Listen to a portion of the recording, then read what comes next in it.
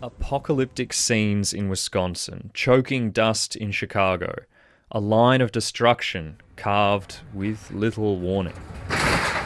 Suddenly, all the doors shut, the windows flew out from the bedroom, the entire back of my house. This is was my dressing room, and you can see straight into the alley now. And also downstairs, my kitchen wall, dining room wall, the bedroom wall over here, completely gone. At least 28 have died in the worst-hit parts of Missouri and Kentucky, with thousands of homes damaged or razed to the ground. There's no word, there's no phrase that can accurately describe the feeling of total just devastation, loss, disappointment, brokenness, confusion, hurt.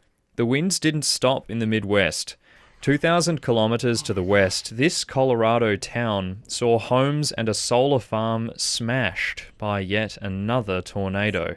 In some areas, responders are bracing for more violent weather in battered and dangerous streets. This area is still very, very dangerous. We have wires hanging, we have buildings that are barely standing up. So any type of movement, somebody hits a wire by accident, these buildings will come down. Just hours before the carnage began, the head of the Federal Emergency Management Agency flagged a shift away from national disaster relief and toward state programs, in line with Donald Trump's plan for deep cuts to the agency. Homeland Security Secretary Kristi Noem is leading the effort, but has pledged FEMA will step in this time. As the recovery cost climbs into the billions, those left standing save what they can. Angus Mackintosh, ABC News.